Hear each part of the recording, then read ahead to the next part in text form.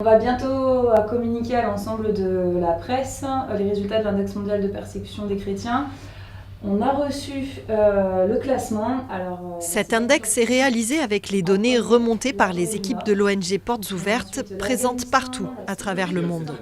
On compte aujourd'hui 2 milliards de chrétiens sur Terre. Parmi eux, 245 millions seraient fortement persécutés selon Portes Ouvertes, ce qui représente un chrétien sur 9.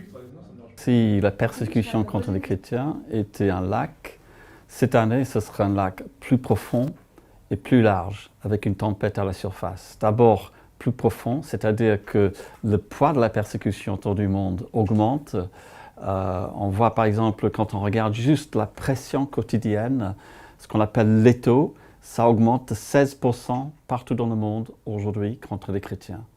Mais l'autre aspect, cette année, c'est un lac qui devient plus large aussi, parce que de plus en plus de pays dans notre monde sont touchés par la persécution et on voit vraiment un débordement, surtout en Afrique.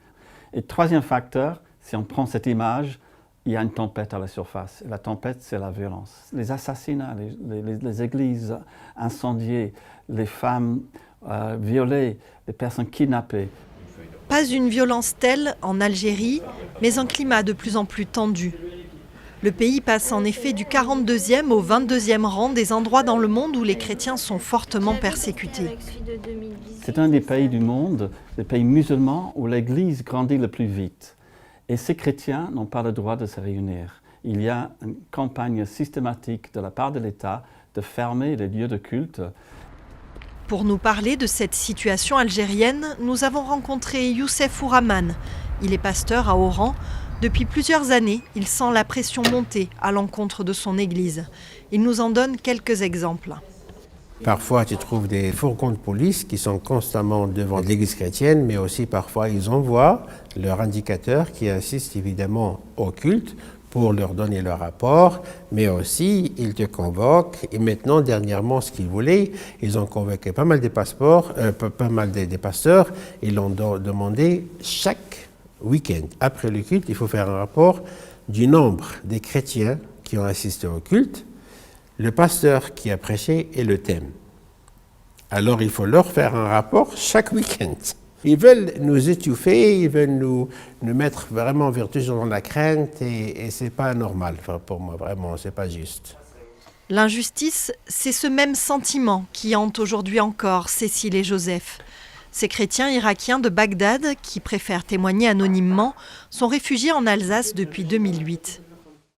إحساسي إنه إحنا انظلمنا وحزينة لأنه تركت الشيء اللي أنا يعني من طفولتي متربية ما طالعة من البلد وإنما جبروني أن أطلع لأنه حتى أحافظ على عائلتي ومع الأسف إنه يعني مع الأسف إنه هم الناس اللي ويانا سووا هيك بينا. Ils vivaient à Bagdad, dans un quartier mixte chrétien-musulman. Mais la vie y était devenue trop dangereuse, les menaces beaucoup plus précises. Cécile nous explique les raisons qui les ont poussés au départ. يعني بسبب الاضطهاد الديني والخطاب اللي صار ضد المسيحيين هم كفار وبسبب تهديد مستمر على أمن بناتي واختطاف زوجي مثلا مرتين اختطفونه فوراها أنه كان لابد أن أطلع من البلد حتى أمن على الأقل على حياة عائلتي. Pour Portes Ouvertes, ces persécutions à l'encontre des chrétiens sont très graves. Elles relèvent de la négation même des libertés fondamentales.